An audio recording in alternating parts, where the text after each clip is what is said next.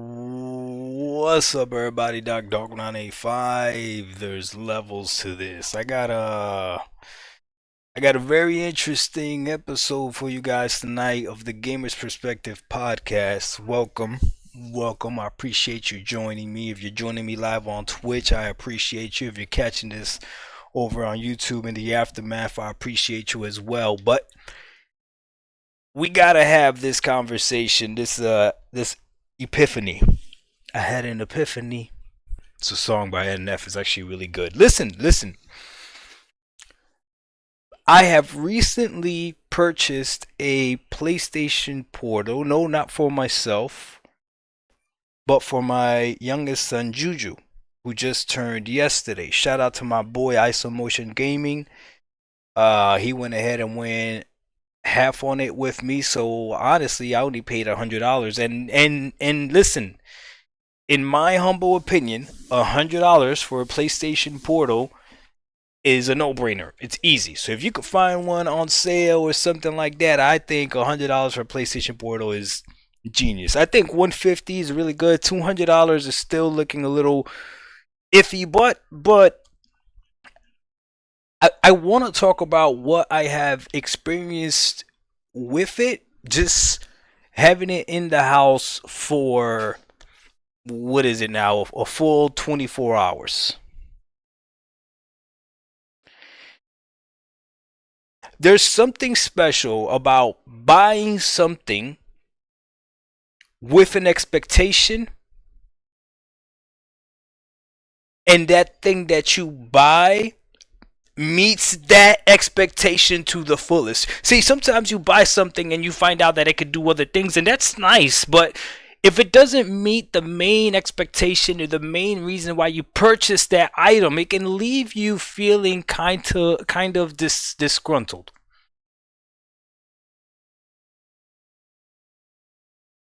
The box on both the PlayStation 5 and the Xbox Series X both say 4K 60. As we know, not all the games are coming out at 4K 60. The Xbox Series X was touted as the most powerful console. Now it's the most powerful Xbox, and now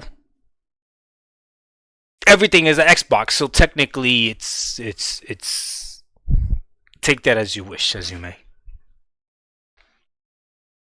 But the PlayStation Portal is exactly what it is. It is a portal to the PlayStation, and it's nothing more than a glorified streaming device. But here's the thing. I could tell you that just 24 hours having this thing in my house, Sony has executed extremely well, and that's why I wanted to name the title of this. Maybe Sony is right, because as a gamer, remember, this is the Gamer's Perspective podcast. This is our podcast.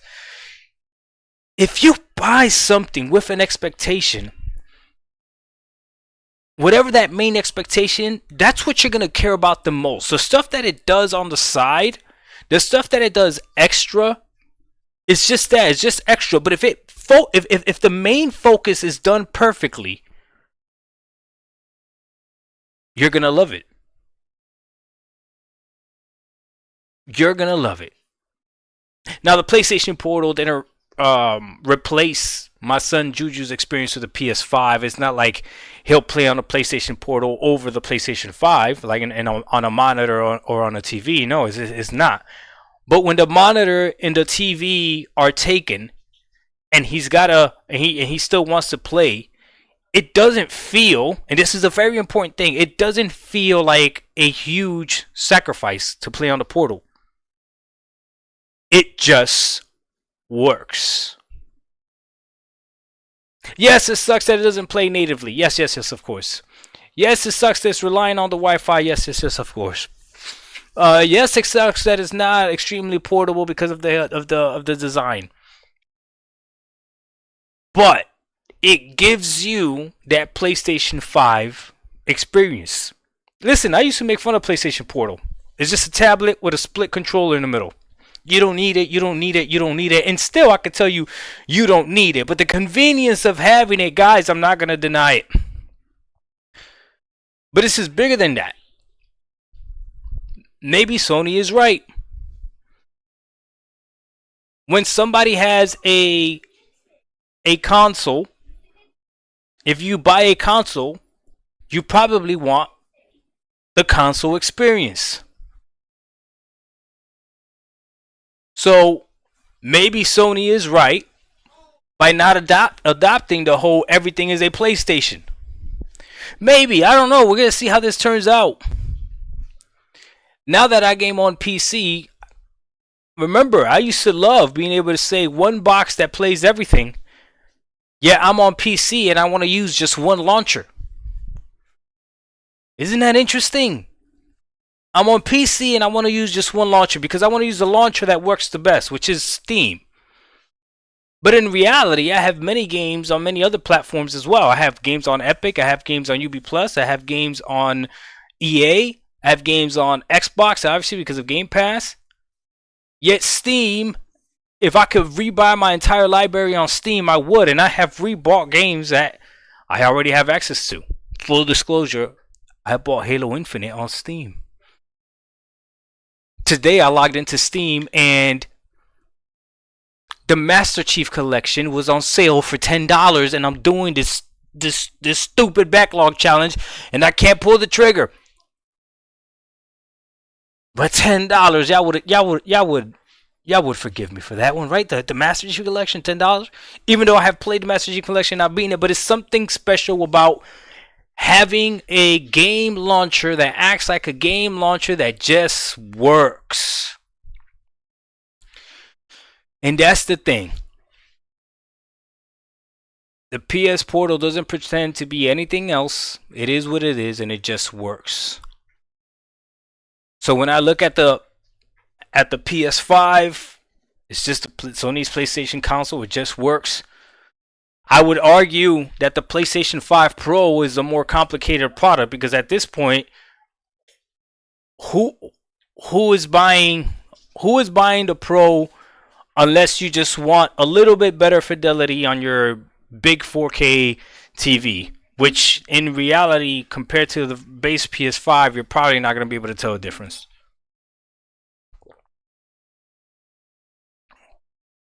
It is a niche product, right?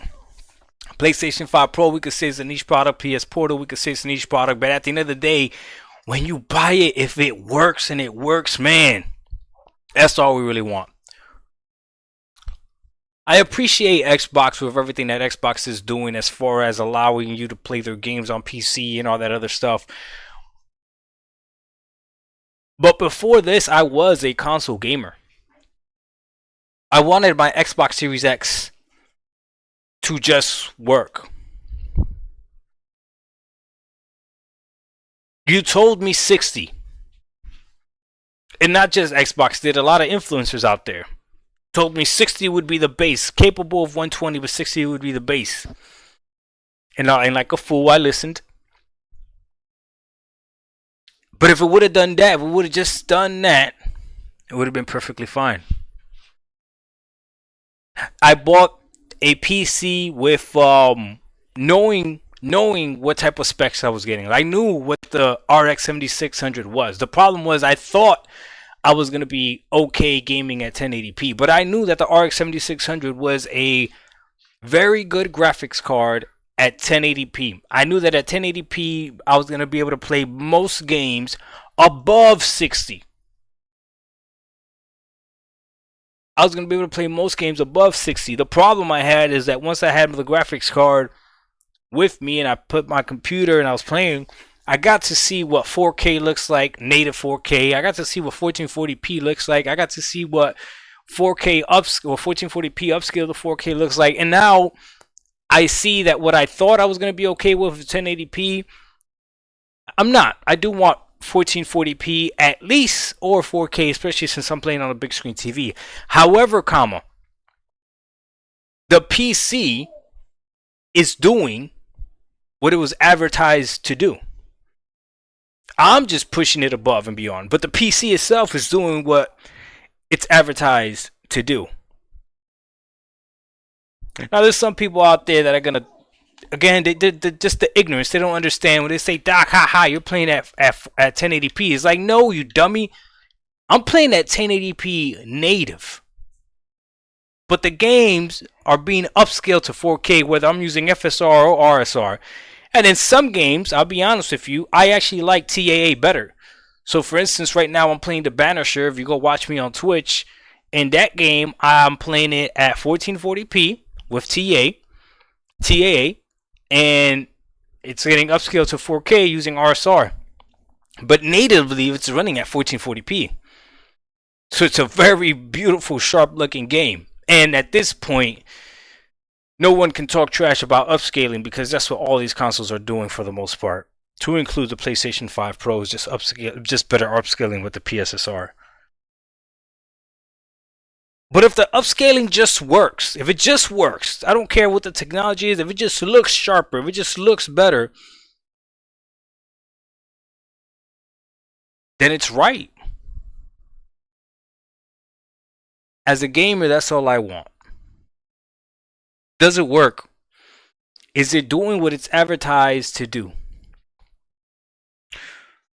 So the PlayStation Portal, after just 24 hours, has shown me a very valuable lesson. We bought it with an expectation, and it knocked that specific expectation out of the park.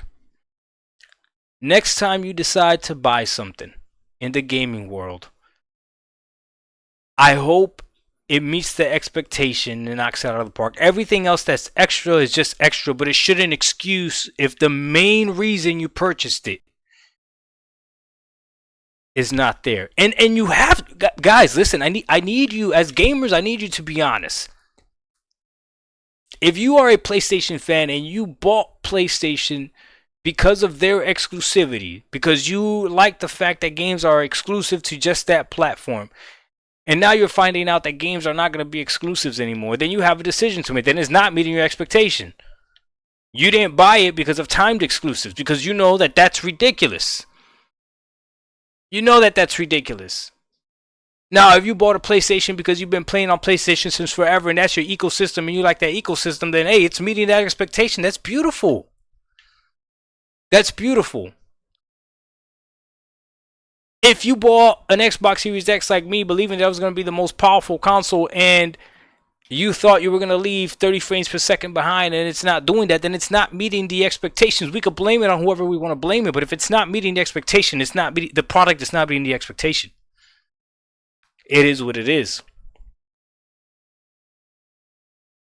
As long as you were honest with what your expectation was at the beginning. And that's why there's such things in this world as returns, right? You can return something, you can exchange something, you can sell something when it doesn't meet your expectation. That's perfectly fine.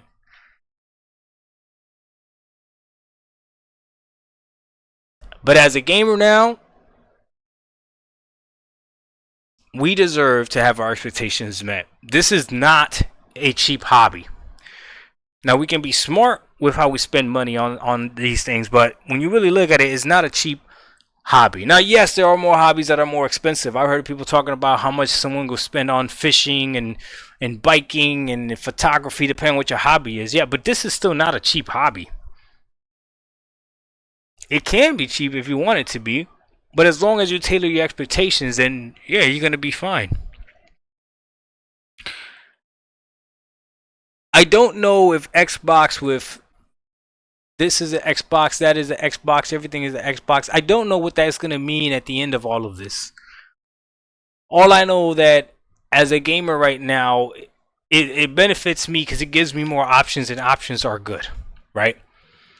But when I look at something and I just want it to work, and I know what I'm expecting when I buy it, I can be honest with you.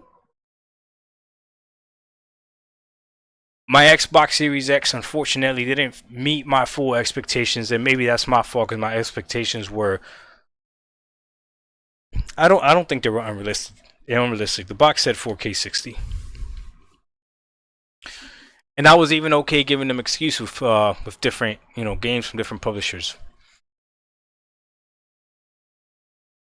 Now over here on PC, if I buy a graphics card, if it doesn't meet my expectation, I'm going to see what the graphics card is advertised to do. And if it doesn't meet that expectation, then I'm returning it. If I buy a game now, that's the thing with Steam too. If I buy a game on Steam and it doesn't meet my expectations, I'm returning the game.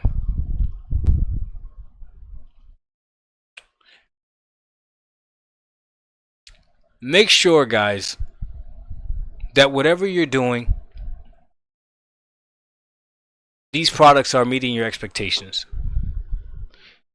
And I think that this generation, unfortunately for us Xbox fans, the expectation is being met a lot more on the other side than it is on this side. But I need everybody to be honest. If you're a PlayStation fan and you bought them for PlayStation because of their first party exclusives and all the first party games, and all you're seeing is remix and remaster, hey, don't sugarcoat it. Call it out. Now, listen. Some of you guys are not going to move to PC no matter what. And I'm not going to sit here and tell you that the grass is greener on this side. There are different things that you got to deal with over here on PC. But again, it's going to come down all to expectation. I want you to take this information, sit on it, let it marinate, look at the things that you have, and then be honest about it. Are they meeting your expectations or are they not? And if you find yourself needing to adjust your expectations in order for it to be met, you got to be careful with that. Are you giving too much leeway to the company? I bought the PlayStation Portal for a specific purpose, so that my son Juju could play PlayStation regardless of whether or not my son and I were using the TV and the monitor, because I know that both PlayStations would never be turned on at the same time. And so far, that thing that even I used to see as worthless, pointless, is meeting the expectation to the T. And I am okay with that. It doesn't need to exceed it. It doesn't need to. No. Now that it does cloud gaming and all that stuff, that's perfect. But we're not getting PlayStation Premium for Juju. But again, that's not what I bought this thing for. It's meeting the expectation. I bought my PC because I was done being stuck at 30 frames without any real good excuse. Guess what? My PC has met my expectations. Now that I have a PC, my expectations have grown. That's a different story. That's not the PC's fault. But my cheap Walmart PC that everyone tells me I should have never bought and all this other stuff has definitely met my expectations.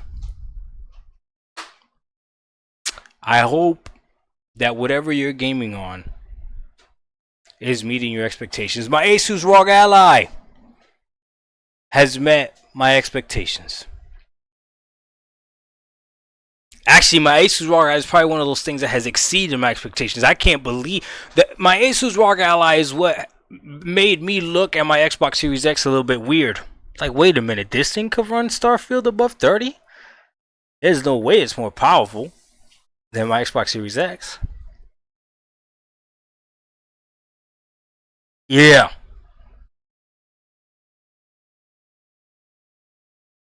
Dog went on 8.5. I don't want to beat the dead horse, but I think I've explained it well. Is it meeting your expectation? If it is, then you're good. And if it's not, it's up to you to hold them accountable. It's your money. We out. Peace.